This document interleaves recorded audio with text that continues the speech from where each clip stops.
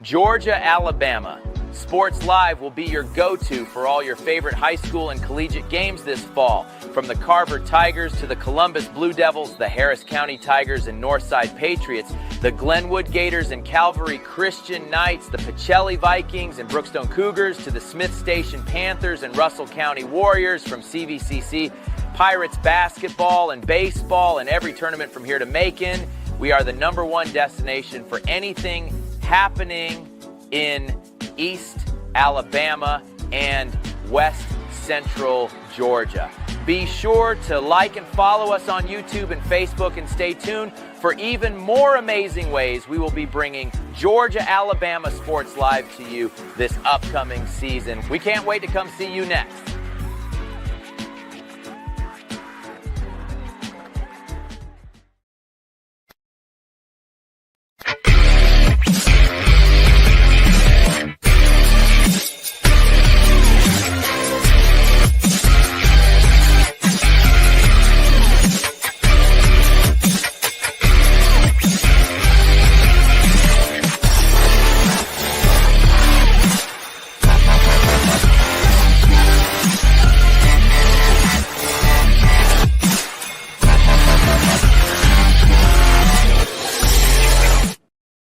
What is going on, everyone? We are back. It's the Georgia Alabama Sports Live Show, 2 days away from Christmas. And finally, after a couple-day hiatus with his family, as much-needed break from the busy and loyal Richard Holdridge, he's back on the show, man. Glad to have you back. Great to be back, Thrift. I'm excited. I just had a great time with the family, but I had a lot of fun just watching just incredible games in the Muscogee County Christmas Showcase all day Saturday, and plus the FCA All-Star Game. I mean, that's what we do. You know, anytime we take a break, I mean, we've got some talented broadcasters that step up, and it was just great just to see everybody, all hands on deck on Saturday, just calling all those games for the Muscogee County Christmas Showcase. We'll talk about that here in just a little bit. We are presented by Glenn Smith Chevrolet GMC, Buffalo Rock, Gordy Eye Care, and CVCC. It is my annual cold that I get every single year, Richard. And listen, this entire holiday season, I have not had to battle any type of sickness.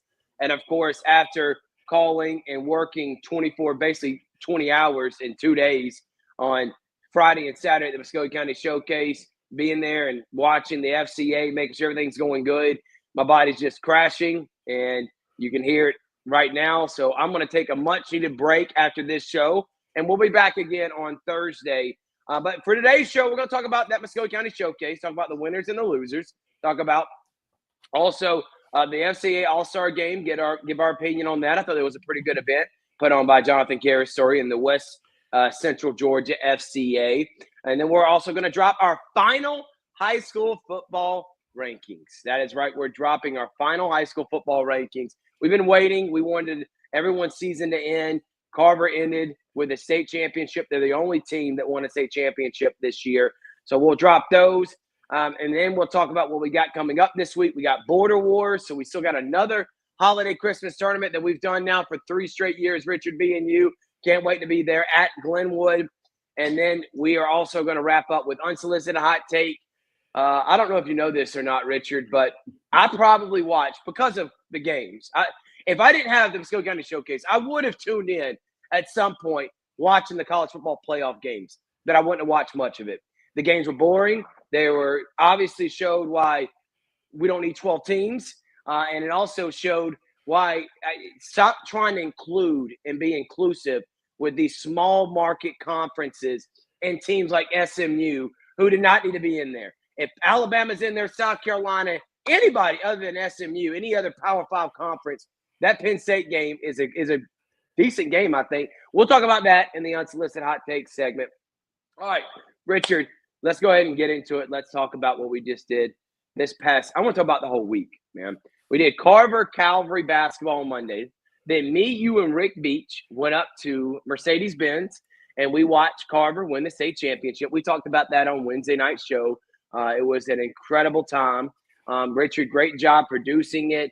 Great job, Rick Beach. Thank you for coming and being a part of that. And just glad that we were there for we broadcasted 6 of Carver's 10 regular season games, and we covered 2 of their playoff games, the semifinal and then the state championship. So that was a lot of fun.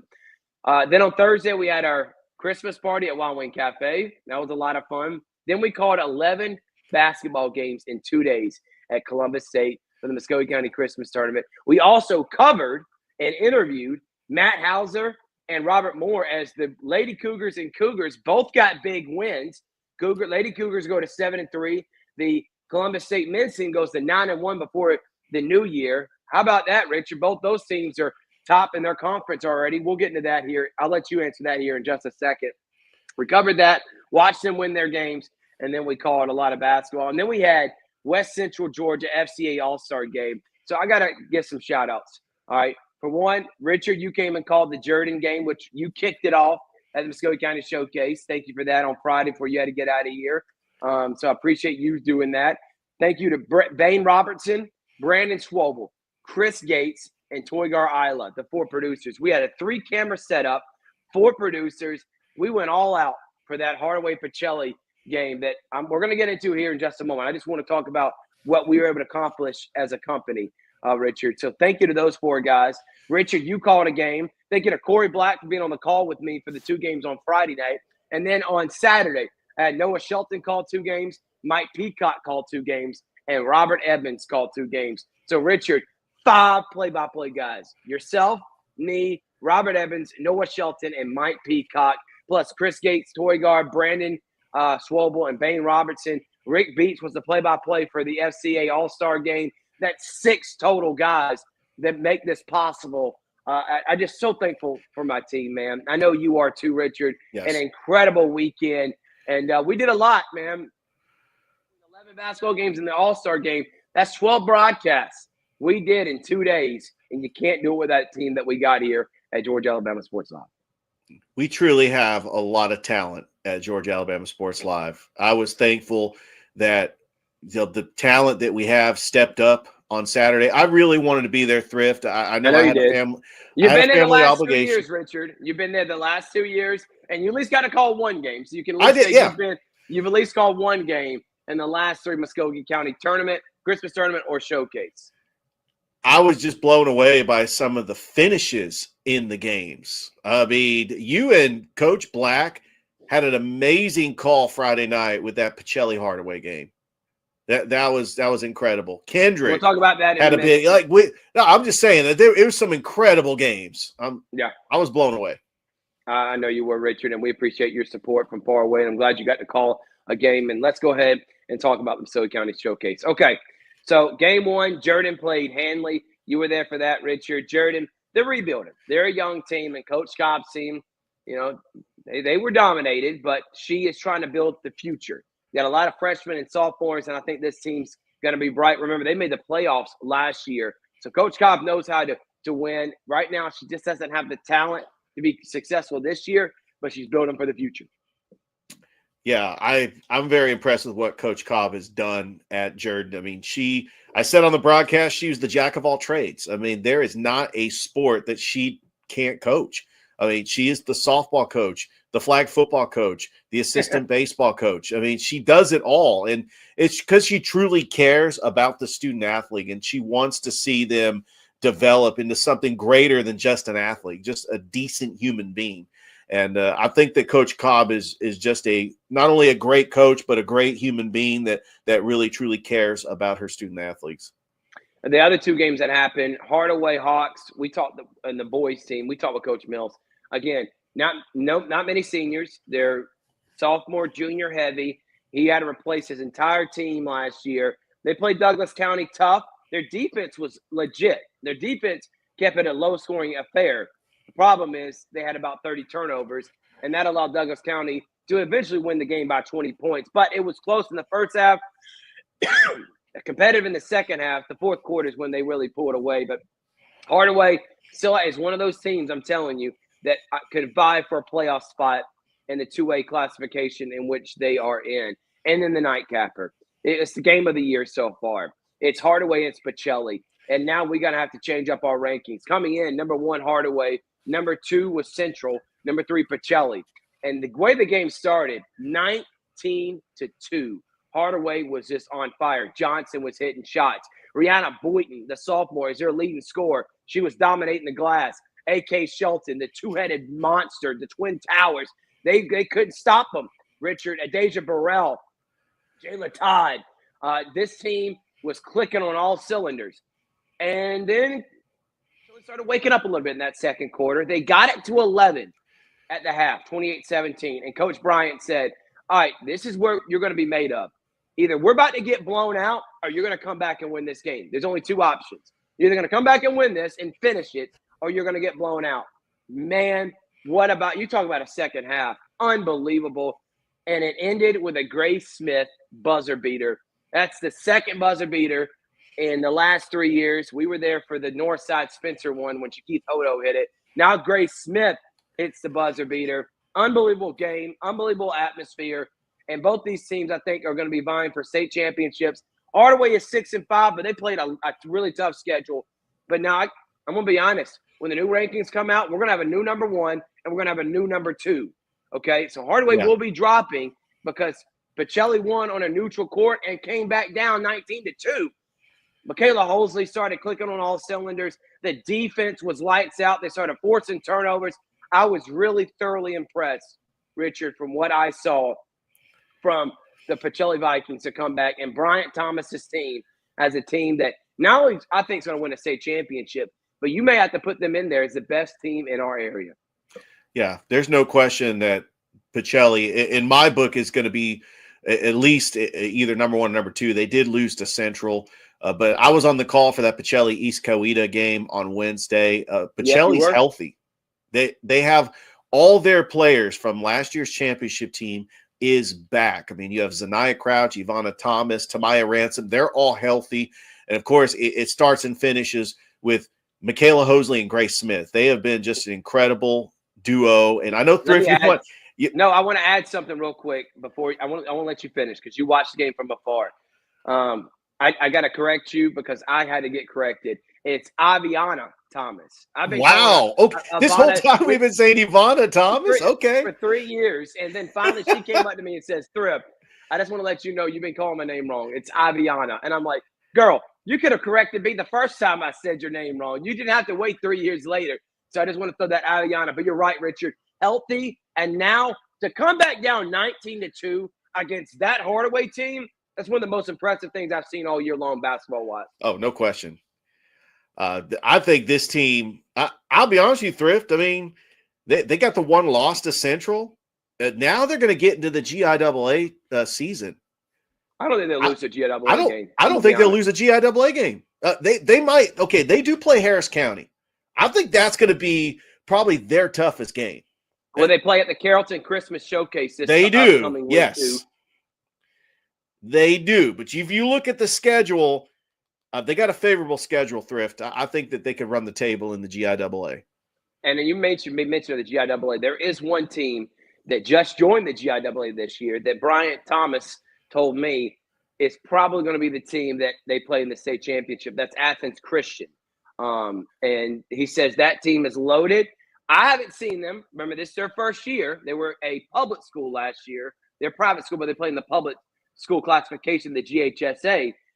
That's a team that we don't know much about, Richard. So could be interesting. And guess what? Me and you're going to be on the call for that when they play in the state championship game, hopefully right there at the Lumpkin Center. But what an incredible night.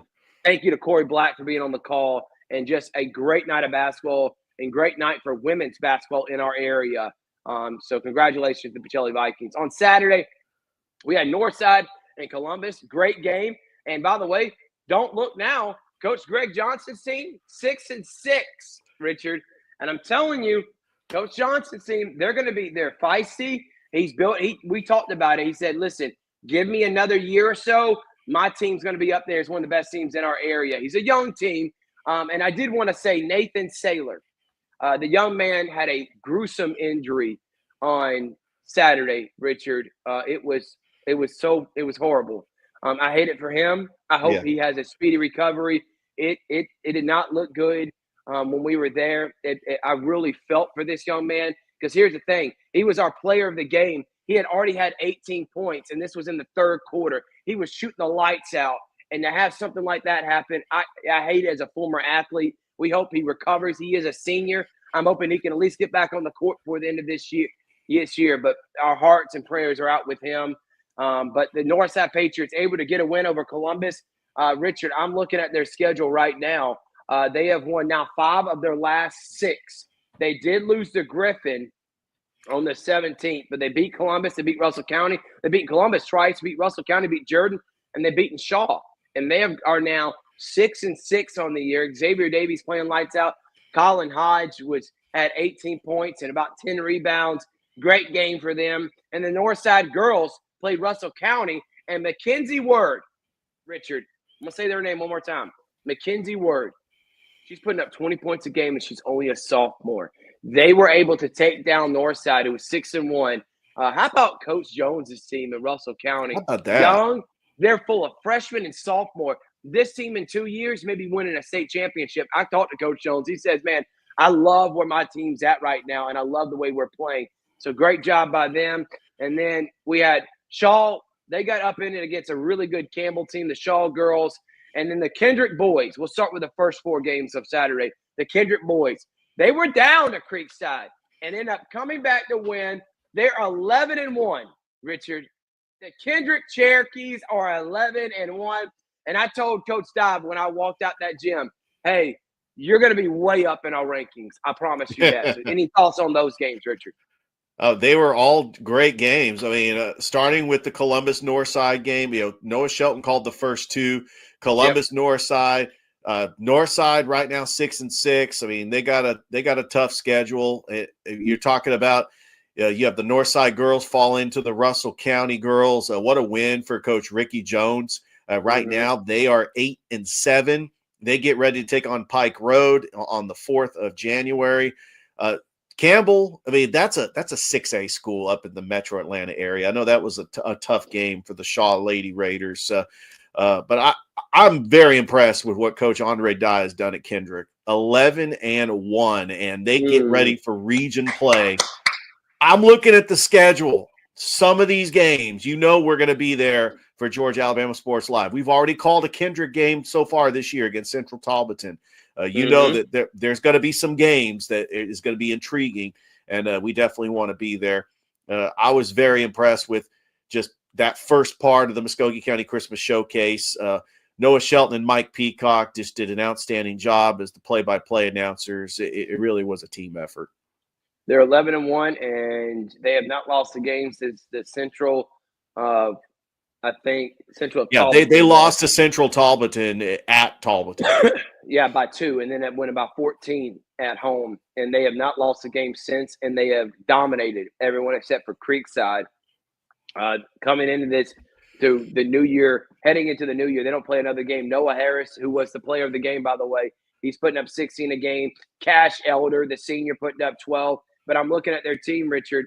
Elder's the only senior, and the rest are sophomores and juniors. I love what Coach Dye is doing. I'm telling you, I love stories like this, and I can't wait. Them, Spencer, and Carver, I think they're pretty much – I'm putting them in the playoff.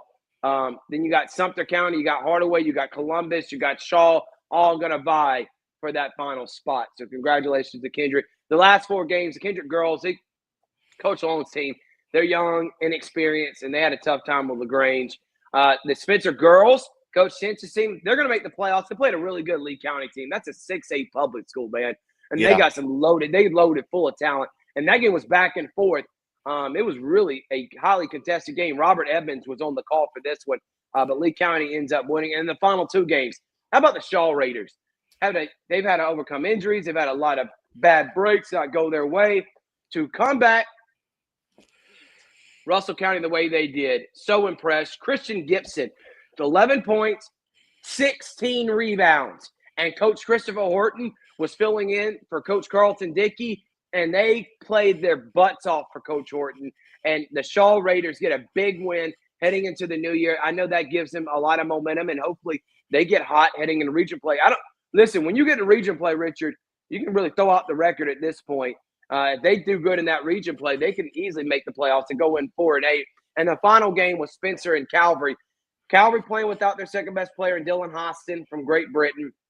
But this young man, we hope he comes back soon. Calvary had it close. It was a 2-point game at half, 23-21. Then this Spencer's, they're 11 deep, man. They have a platoon of players. Calvary's about 7 deep. Right now, really about 6 or 7 deep without Hostin. And they just got worn down in the end. And Coach Quintavious Allen and then the big man Josh Sheldon, who had 5 blocks, double-digit rebounds, double-digit points, double-double machine. And Spencer goes to 8-2 as they head into the new year. So I know Coach Allen is excited about it. And that put a wrap on the Muscogee County Showcase. Yeah, it was just a great day of 8 games. We had 4 different play-by-play announcers. I was just blown away with the coverage and the 3 camera angles, and I've known these schools that have been in the showcase because I've called previous games on Georgia Alabama Sports Live. That tail end, the last 4 games of the showcase, I do want to start with Kendrick LaGrange. What Coach Long, she's just rebuilding something there at Kendrick. It was the first time that we saw LaGrange basketball on Georgia Alabama Sports Live. You know that LaGrange means a lot to me because I used to work up there. Spencer got a chance to see them against Jordan on Georgia Alabama Sports Live. I mean, taking on a tough 6A Lee County school. But I was impressed with the Shaw Raiders, and I was able to call that game against Sumter County. They lost a heartbreaker, a buzzer beater, right there with 2 seconds left to go, a region opponent. But they didn't even have a Alenzo Talley. Alenzo Talley comes back, Christian Gibson, Hunter Houseworth. I mean, they've got some players. Adam Denson. They've got some players. I think that Shaw Zach Denson, Adam Denson's dad. Big shout out to his dad, Zach Denson. Chip off the old block, like father, like son. Bryson Denson, Zach's younger brother, Zach the senior. Bryson, the freshman, had 9 points, 3 threes. So the Denson brothers doing a phenomenal job, and you talk about. I think that Shaw could be one of those playoff teams. It's going to be exciting, and what a big win against Russell County. I mean, you look at Russell County's record. Russell County came in and they were 9-3, and it was just a great 49-46 win for the Shaw Raiders coming back. And then the nightcap, I mean, if Dylan Hostin plays, maybe Calvary keeps it close against Spencer. Mm-hmm. I mean, Coach Gordon does play tough competition. You have had a tough loss against Tatnall Square the night before, played Carver earlier in the week. I mean, it's a tough schedule for what Coach Gordon has. Yeah, he does. And guess what? He plays in the Border Wars next week, too. He played Carver, Spencer, and Tatnall, one of the top teams in the GIAA, and Carver and Spencer, 2 of the top teams in our area. So he is 0 for 3, but he knows that he's building for hopefully towards the playoffs when the GIAA comes up. All right, let's talk about what we got coming up this week. We're going Border Wars, Richard. And we got an incredible Border Wars schedule, as I'm going to pull that up real quickly. Calvary and Glenwood are the main ones. Calvary boys and Glenwood boys and girls. Calvary boys play Morgan County at 3:15 on Friday, and then Glenwood boys and girls play Marion County, the Nightcappers. On Saturday, Calvary plays at 9 in the morning to start it off for the Saturday portion, and they are going to be taking on Deerfield Windsor, who is a GIAA school in the 3A classification, Calvary the 4A. And the Nightcapper is Chatco at Glenwood. So we'll be doing those games, 6 games for sure, but there's 20 games in total, 10 each day. Richard, I know we had talked about doing Lee Scott, Deerfield Windsor in the morning on Friday. We got also Valley, Deerfield Windsor. Lee Scott is taking on, I just had that up, Richard. Yeah, Lee Scott's taking on Chatco. So that should be a lot of fun too. That you will be doing those games. And then on Saturday, doing some Lee Scott games as well, some Chatco games too. So we're excited that we get to be there for that. Richard, what are you looking forward to? We won't go into detail because we got a Thursday night show. So again, we won't have a show tomorrow. We won't have anything on Christmas. Merry Christmas, everyone. Hope everybody has a great holidays here these next couple of days. But we'll come back to 26 and we'll go more in detail about those games. But Richard, any thoughts? I'm just looking forward to calling games on the Border Wars. It starts out 9 o'clock in the morning, Friday. And we got Lee Scott Academy taking on Chatco, which I'm excited that the public schools are now part of Border Wars. Now that Glenwood is in the AHSAA, they have included public schools in the Border Wars. We're going to get to see them take on Marion County and Chatco. These are smaller schools that are just on the outskirts of the Columbus area. Chatco's over there in Casita, which that's the bordering county from Muskogee. A lot of high school students that are stationed at Fort Moore will end up going to Chatco. It's just 10 minutes down the road. But I'm really excited that we're actually going to get to feature Chatco for the first time ever on Georgia Alabama Sports Live. And same with Marion County, because that's another school that is in Buena Vista that's just down the road. And we also get to see Valley, Beulah, and Lee Scott. I mean, by the way, Lee Scott Academy, they're 13-1. Don't sleep on Lee Scott Academy as a team. No, I can't wait for that Glenwood Lee Scott matchup either. I know. And Hayden Harper is a player that you want to watch out for. He is just, when you think of fundamentals, and is just a smart, efficient basketball player. And I think he's only a junior. He was like their key player on the championship run that they won it all last year in the AISA. Yeah, exactly right, Richard. And so again, we'll have a show on Thursday. We'll have games all day. We'll probably doing 6 to 8 games on Friday, 6 to 8 games on Saturday, and we may potentially be live from the Lemon Street Classic that's going to be held at Marietta High School, Sandy Creek and Carver. Ooh. Rematch of the Final Four last year. Rematch of Final Four last year, so we can't wait for that. And Carver plays Lee County tonight. So I hope the Carver Tigers take on a really good 6A Lee County team who played in the state 2 years ago, played in the Final Four last year. Coach Gervin's got a great team. I was there last year when they played in their showcase, and Corey Black's team did, and they played against Lee County in that championship game. So looking forward to seeing how they play against Lee County tonight. And then we'll see, hopefully on Friday, we're going to go up to Marietta and Atlanta and watch Carver and Sandy Creek. All right, we're going to take a quick break. We got more here on the Georgia Alabama Sports Live Show. We're hammering down high prices at Glenn Smith Chevrolet in Opelika. New Chevy Silverado 4x4 crew cabs discounted up to $14,000 off. Brand new 2025 Chevy Equinox compact SUV with high-tech features discounted up to $4,000 off. Enjoy your holidays with no payments until February. Choose from over 500 new and used on the lot or on the way. GlennSmith.com. Get ready to smile. Welcome back, everyone, and it's time now for Unsolicited Hot Take with Thrift Barringer segment here on Georgia Alabama Sports Live. Thrift, one thing, we actually did have our final rankings. I completely forgot about that. You can tell that I am battling some sicknesses. It's all right. Thank you for reminding me, Richard. Let's throw that up there right now, and then we'll do our unsolicited. All right, here are our final rankings. We'll start with Shaw. Shaw finished 5-5 in the regular season. They did lose in the first round of the playoffs, but Coach Johnny Gardner's team, you saw a one-game improvement from last year. They're getting better. They return a majority of their players, including their quarterback, Aaron Grant. Shaw comes in at number 10. Pacelli, another team that won a playoff game, ends up losing to the eventual state champion Bullock Academy on the road. Coach Dwight Jones' teams finishes 5-6. And then Northside did make the playoffs this year, but had a phenomenal season, including with their senior Kingston Rivers and Caden Clay. So Northside 5-5, number 8, Pacelli number 9, 5-6, and Shaw number 10 at 5-6. Quick thoughts on them, Richard. Yeah, Caden Clay, by the way, is going to Charleston Southern. Looking forward to seeing that. Northside had a very successful year. They're just in a tough region.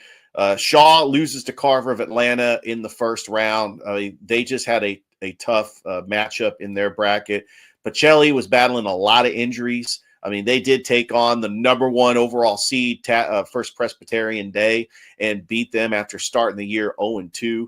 But I thought that, we got it head on as far as the rankings. The reason why Northside is ahead of Shaw because they beat him head-to-head because they took on Shaw in the opener. And Northside, number 8, but they didn't make the playoffs. But we also have Pacelli and Shaw also made the playoffs. Number 7, Spencer Greenway's finished 7-3. It's just a reoccurring thing now. I don't remember when Spencer used to be really bad at football, but not under Coach Kegler, and they finished 7-4. They did lose in the first round of the playoffs on the road against Ringgold. West Side. West Side. But Spencer finishes 7-4. Brookstone made it to the Final Four and lose a heartbreaker to the eventual state champion Bullock, 20-17. If they had won that, I think Brookstone would have won the state championship. I think they were the second best team in the GIAA all year long. Brookstone finishes 8-4. They finished number 6, and then Harris County had a tough time, and we both did. Is it Brookstone 5, Harris County 5? And I'm like, Harris County gave the best team in our rankings their only loss this year. So I got to keep them in the top 5. They did lose to a really good Creekside team. And actually got dominated. But a good season for Coach Tommy Watson's team. They go 7-4. So Harris County 7-4, Brookstone 8-4, losing the Final Four, the GIAA, and Spencer 7-4. When you talk about Harris County, they were a 4 seed in one of the toughest regions in 4A with Stars Mill, Central Carroll, and Jonesboro. And they were taking on a Creekside team that competes for state championships in 4A. That's just the bottom line.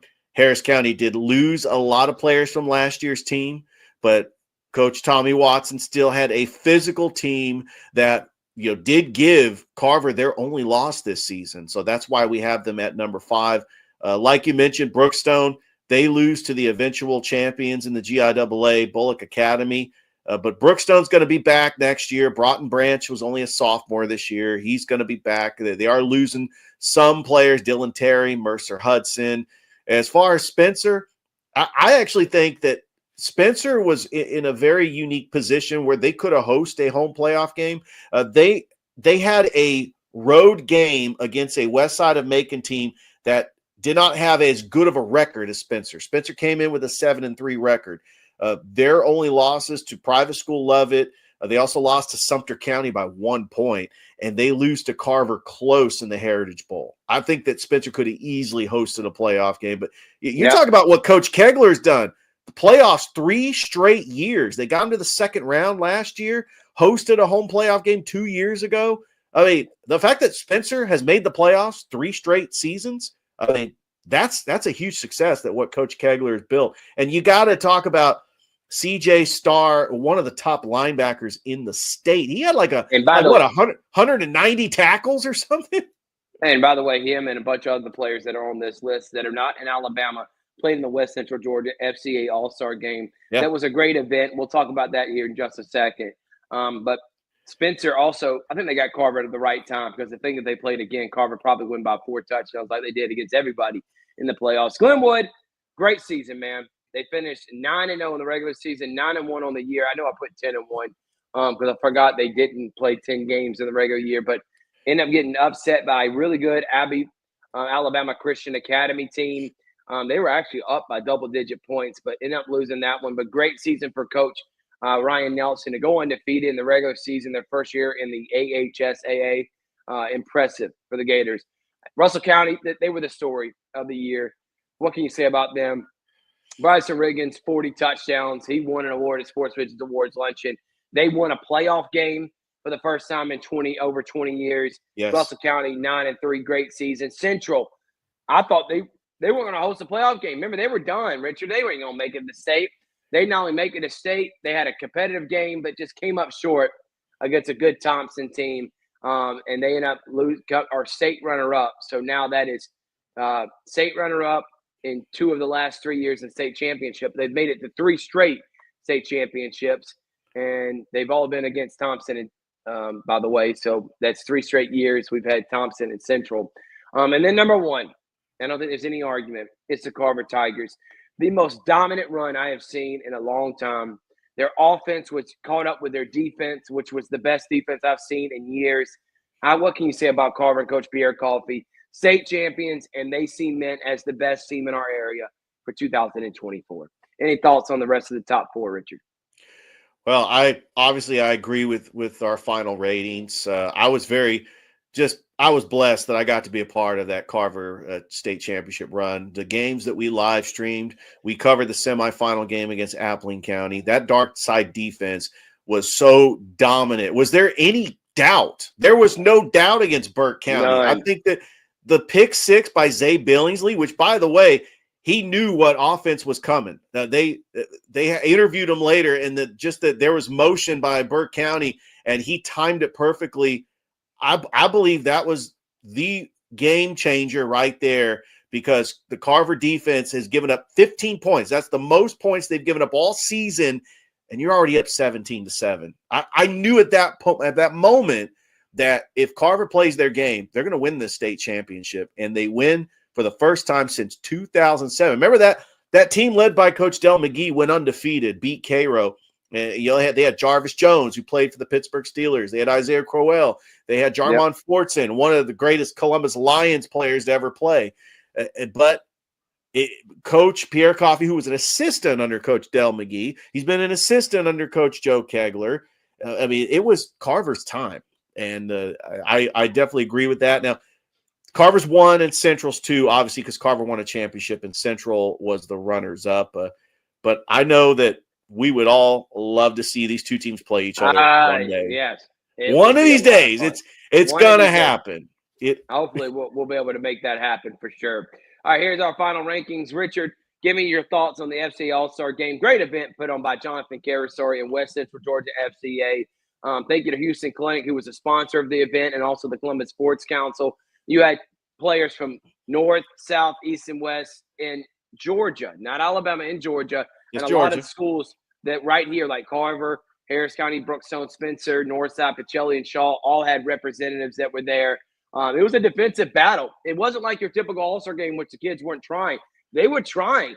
14-7 was the final, went all the way down the wire. Rick Beach was on the call. I hope this is an annual thing. Jonathan Carasor, the director of West Central Georgia FCA, said that he believes that this is going to be something they do every single year, and we were glad to be the home for it. What an incredible time. You watched it, Richard. It was a lot of fun. Yeah, it truly was. I love the fact that it was North versus South. We got a chance to see Callaway, Troup County, and LaGrange. These are schools that we don't really get to cover that much because they're up in Troup County. But I was glad that they got to be a part of it too. And we know about the history and the success of those three just amazing schools. And Rick Beach and Justin Newman, the defensive coordinator for Carver, did a fantastic job on the broadcast. And I tell you what, Coach Newman's got a future in broadcasting. He's very knowledgeable and knows what he's doing. And I love hearing I love hearing a coach who, when he goes on to broadcasting, definitely knows what they're talking about. But yeah, what a great event down at Otis Spencer Stadium. All right, let's go ahead and take one more quick break, and we'll come back with Unsolicited Hot Take here on Georgia Alabama Sports Live. You're watching right now the Georgia Alabama Sports Live show that is presented by Glenn Smith Chevrolet and GMC. Get ready to smile. We'll be right back after this.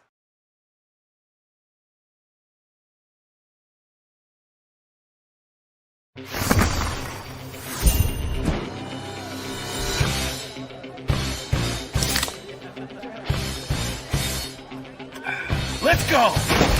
Woo! Woo! Yeah! Woo! Football time! Set the tone. Kyle, tie your shoes, tie your shoes. Yeah, good job. Woo! Yeah! Grab a Pepsi Wild Cherry and get wild. Welcome to the Campus Academy Private School, where every student is celebrated for their individuality. With personalized curriculum, students unlock their potential, growing into confident learners. At the Campus Academy, we give teachers the freedom to create dynamic classrooms where every student's voice is heard. Discover the difference. Enroll your child today and watch them thrive. All right, welcome back, everyone. It's time for Unsolicited Hot Take with Thrift Barringer, presented by Sports Visions. I was unimpressed. I didn't think SMU should have made it. I dang sure didn't think Indiana should have made it. Boring games. None of them lived up to the hype. Heck, even Tennessee looked like a shell of itself. I think the Tennessee should have made it. I think that had more to do with the fact that Ohio State is a lot better than their record says. I think they're better than Oregon. I think Ohio State, talent-wise, maybe the best team in the country. And if they play like that, they may end up winning a national championship. So I'm going to take that game out because I just don't think Tennessee had the talent to compete with Ohio State. But Penn State, SMU, boring. Notre Dame, Indiana. Indiana had 3 points with 2 minutes left in the game. Kurt Cignetti is a good story. He's a great character. Good personality. Is that what we need in the college football playoff? Are you kidding me? And I said that was going to be an entertaining game. I took Indiana. You won't get me again, Kurt Cignetti. And I promise you next year and for the remainder of his time at Indiana, he will never have a year like he did this year. He may not win 10 games again because I don't think he's ever going to get a schedule as easy as it was this year. It was a lot of things went their way. They're an overrated team. Shouldn't have been in the playoff. SMU, are you kidding me? Should not have been in the playoff. Penn State did not even look great. This SMU looked terrible. And honestly, the game of the weekend was Clemson and Texas. And I think Clemson deserved to be in there more than Indiana and SMU did. And they kept it competitive with a really good Texas team. I think Clemson is better than their record says at 10-3. I don't think they should have lost to Louisville or South Carolina. They should have been a one-loss team. But all in all, though, I think the committee got it wrong. I think 12 is way too much. People are saying, let's add 16. Let's do 24. Mm-hmm. What are you talking about? You want to give 16 teams a chance? We don't even have 12 good enough teams to be national champs. Maybe this year we should have kept it at 6. We should have went from 4 maybe to 6. And then if we feel like it's getting better, then go to 8. To go to 4 to 12 and to watch what we just watched this past weekend, I probably watched 10 minutes total of the college football playoff games, and I'm so glad I was calling basketball. I would rather watch high school basketball game and a blowout and call that than watch that travesty that was put on the field. Atmospheres were incredible. The broadcasts were great. The game itself, trash. Yeah, my takeaway on the first round of the college football playoff, for one, the TNT broadcast was basically ESPN people. I just want to throw that out there.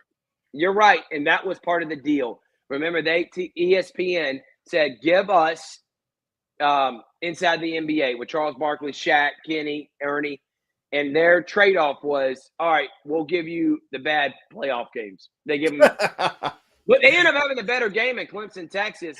True. It basically was ESPN broadcast, televised. Yeah, my takeaway on the first round of the playoff is that home field advantage is a huge difference because I think that with the weather, Ohio State with the chip on their shoulder, they proved, especially on those 3 opening drives, that they are the best team in college football. I think that Tennessee just is the first time in the spotlight. I just don't think they were ready for that. I think that SMU and Indiana had no business being in the college football playoff. But if you're the college football playoff committee, what can you do? You had to put them in there because of their record. But I think that when the committee put Miami below Alabama but ranked ahead of Ole Miss and South Carolina, that they really didn't know what to do there. Because I think that you lump Alabama with Ole Miss and South Carolina as three lost teams that all 3 of them deserve to be in this playoff. But who you kicking out? Let's see, Indiana, SMU. You got to kick somebody else out. And so they were in a tough spot. But, yes, I think that Alabama being in this thing would have made it a little bit more interesting. If they were facing Penn State, they might have won, or that might have been a more exciting game. I think Ole Miss against Notre Dame, that would have been a more exciting game. Ole Miss might have won. But I'm really looking forward to the 8 teams, that the Georgia Notre Dame Sugar Bowl. I'm looking forward to that. I'm looking forward to Texas, Arizona State in the Peach Bowl. I'm looking forward to Penn State, Boise State in the Fiesta Bowl. And then, of course, the rematch, Oregon, Ohio State. That's going to be fun, too. Yeah, it's going to be a lot of fun. And we'll break those down when we do our year in review show on – it's going to air on Sunday. So we look forward to being able to do that. But, yeah, not a great weekend for college football. A lot of people tune in, but trash games, and they end up tuning out, like myself. The Hawks, we talked about them. Really nothing to say until we get into closer to the new year. I did want to talk about real quickly college basketball and the Falcons in the NFL. Auburn is the best team in the country, and I don't think it's close right now, Richard. Do I think they won a national championship? I don't know. I think they're one of the favorites. But Broome, after having a scary injury against Georgia State, put up 21-11. They have dominated and beaten five ranked teams this year, 2 top 5 teams. They have had the toughest schedule out of anyone in the country. I know they got one loss to Duke. And honestly, if Duke's that freshman Evans, who didn't even score the next game after hitting 18 against Auburn, that kid is overrated. The Duke team is a little bit overrated.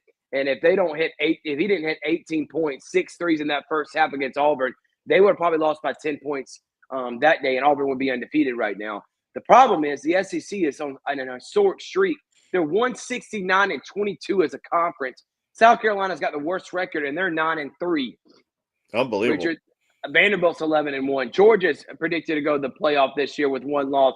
The NCAA tournament. Tennessee is the only one of the few undefeated teams still left. Kentucky did get blown out against Ohio State, but they're still a really good team. Arkansas, Oklahoma is undefeated. Texas is predicted to make it. A&M is ranked right now. Ole Miss, Mississippi State. The list goes on. There literally could be 16 teams. Right now, South Carolina is the only team that is not even in. If you look at Joe Lunardi's bracketology, 15 of the 16 teams are either on the bubble to get in or in. 15! Unbelievable. Are you kidding me? South Carolina's the only one, and South Carolina just beat Clemson, who was ranked. This is the best conference and one of the best records non-conference-wise, a conference and a start to a season a conference had in the history of college basketball. And Auburn's having an historic season, and it's their luck that they're playing also when the whole conference is having an historic season. I cannot wait for the conference tournament, and for the conference play to start, which will happen right after the new year. Yeah, these games at Neville Arena they're going to be very tough to get to. I think that we might have to use our media credentials. Mark your calendars, January the 25th. We might see, by the time, the new rankings, number 1 versus number 2 at Neville Arena. Tennessee plays Auburn. Yeah, I saw that. That's not even you look, Auburn's hosting undefeated Oklahoma, undefeated Florida. They're hosting Kentucky. They have just an incredible schedule. This is going to be must-see games on TV. Yeah, I agree with you on that, Richard. So can't wait for college basketball. And, man, they just took Purdue to the woodshed. They got shooting between Kelly, Tahad Pettiford, and Denver Jones. They have one of the 3 best guard lineups in the country. They got size and Dylan Cardwell and Broome that can switch on anyone. They got Chaney Johnson off the bench. They're 10 deep. This coach, what Pearl has done is one of the most impressive things I think any coach has ever done. It's not just the fact that he's got Auburn competitive. He's got Auburn doing historic things, and it's Auburn. And if you don't know anything about Auburn, Richard, they sucked at basketball for years. Pearl got there. Tony Barbie had this team as an afterthought and was just horrific. Didn't even win a SEC game. And now they're the best team in the country. Final Four. This is one of the most incredible reclamation projects we've seen in the history of the sport. All right, and I'm going to wrap it up with this. NFL is up for grabs. I don't know if I think Detroit may end up losing a game in the playoff, Rich. I don't know how I feel about them. The Eagles, are you kidding me? They're a shell of themselves, and they're 12-3. Who's going to win the NFC? Is it going to be the Packers? Would Sam Darnold and the Vikings win it? Right now, they're 13-2, tied with the Lions. And if they both win next week, they'll play the final game, both 14-2. I got to look it up. That may be the best record we've ever seen between 2 teams at the end of the season to see who's going to be the number 1 seed and win that division. But I want to talk about Michael Penix and the Falcons. You start him 3 weeks ago. This team is easily ahead of everyone in the division. Luckily, Tampa Bay lost to Dallas.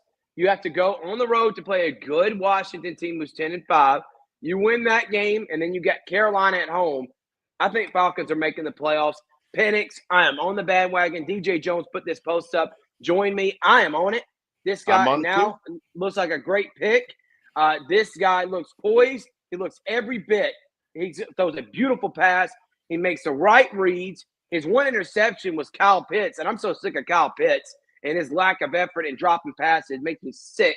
But, man, what a job by him.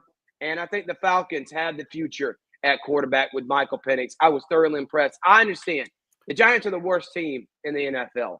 But still, to come in your first start and look like that, I think this team can make the playoffs. So talk about what you think about the Falcons. And who's your favorite? I'm going to still lean Lions, but I wouldn't be surprised if we saw a lot of upsets in the NFC. And the AFC, I think it's between the Ravens, the Chiefs, and the Bills. I'm not a believer in the Steelers. I'm not a believer in the Broncos. I'm not a believer in the Texans. It's those three teams. Whoever comes out of that group will end up being in the Super Bowl. What about you, Rich? Well, first of all, I was very impressed with Michael Penix Jr. He didn't really have to do a whole lot. That interception was not on him because Kyle Pitts is a bum. They need to get rid of him. But I think that, by the way, this game against Washington got flexed to Sunday night. The Falcons will be on prime time, and this is going to be a matchup against possibly two playoff teams. Michael Penix going on the road, but you're going to have to lean on Bijan Robinson. The Falcons right now are healthy. They've got a good offensive line. I think it's going to be tough to throw in a rookie quarterback in a primetime game on the road against a very good Washington team. By the way, Jaden Daniels with 5 touchdown passes. I know the only reason why Washington came back in that game because Jalen Hurts got a concussion and they were down 27-14, but they won it with 10 seconds left to go that knocked out 3 teams. The Cowboys, 49ers, and Cardinals all got knocked out of the playoffs because Washington won that game. But I think that the Cowboys gift-wrapped a win for, the Buccaneers. Beating the Buccaneers allowed the Falcons to get into first place. I still think if they don't beat Washington on Sunday night, they're gonna need some help from the Saints or the Panthers to try to beat the Buccaneers. Otherwise, you're talking about Atlanta Falcons team hosting a playoff game for the first time at the Mercedes-Benz Stadium in franchise history. They haven't made the playoffs since 2017. Yes, I want to see this Falcons team in the playoffs. They would probably have to play either the Vikings or the Lions in the first round of the playoffs. But it's exciting. The future is bright with Michael Penix Jr. I've heard the talks from Adam Schefter that they're going to cut Kirk Cousins. You know what? Go ahead. This was a failed experiment. He wasn't ready. He lost a zip on his fastball. He clearly is not ready from that Achilles injury. He cost you that game against the Chargers. He had 1 interception, 9 picks. He looked awful against the Raiders, and the future does look bright. The Falcons made a wise decision drafting Michael Penix Jr. I'm going to allow you right now because you had the Texans in the Super Bowl. I'm giving you a mulligan. Nah, did I?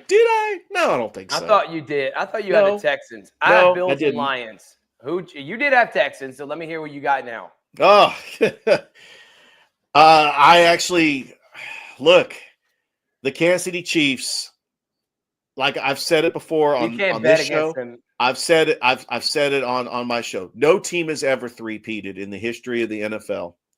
The Kansas City Chiefs, who got Hollywood Brown back, they've got Patrick Mahomes, which by the way he was supposed to have a high ankle sprain. What high ankle sprain? He didn't even look like he had a high ankle sprain. I do think that because the Chiefs just played a physical game against the Texans. The Chiefs have weaknesses. They don't have like Pro Bowl style tackles. They don't have a left tackle or a right tackle. If you have a pass rush, you're going to be able to try to get into the backfield, but Patrick Mahomes is going to do Patrick Mahomes things. They play a tough Steelers team on Christmas, which by the way, for those of you that are wondering, why are they playing a game on Wednesday? They purposely scheduled these Christmas games. The teams played opponents before on Saturday to make it look like it's a Sunday, Thursday short week. It's a Saturday, Wednesday short week. And so the Chiefs are playing the Steelers on Netflix. The Texans are playing the Ravens on Netflix. And by the way, Netflix right now, you better act right. You better get this right. I'm saying. I got Texans. It was at Texans and Ravens. Texans and Ravens, yes. Give me the Ravens, and I'm going to take the Steelers because Yeah, I'm going to take the Steelers. At home, I think that the Chiefs, you know what? No, I'm not betting against Patrick Mahomes.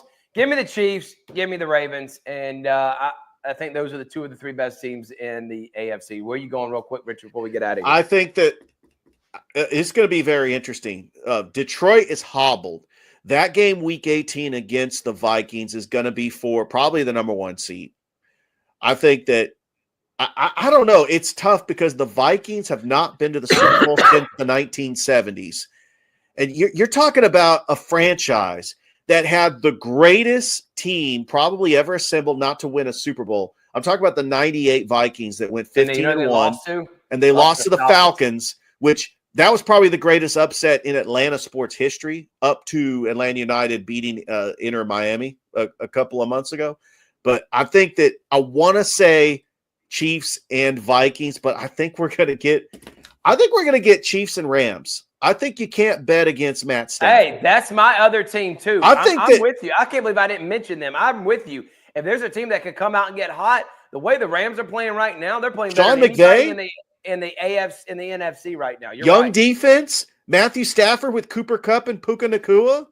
Oh, I don't know. I think the Rams, they're going to host a playoff game. They're going to get the number 3 seed. You heard it here on Unsolicited Hot Take with Thrift Barringer on Georgia Alabama Sports Live. Richard says Chiefs and Rams. I'm going to stick with my Bills-Lions prediction, but wouldn't be surprised if I got Bills-Rams too. I think the Bills are making it. All right, we thank y'all so much for watching. We hope you have a great Merry Christmas and a happy holiday. We will see you again, and enjoy the rest of your couple of days. We'll see you again on Thursday night for our show, and then we got Border Wars and Carver Sandy Creek for the rest of the week. Enjoy. Happy holidays, and thank y'all so much for watching Georgia Alabama Sports Live. We'll see you next time.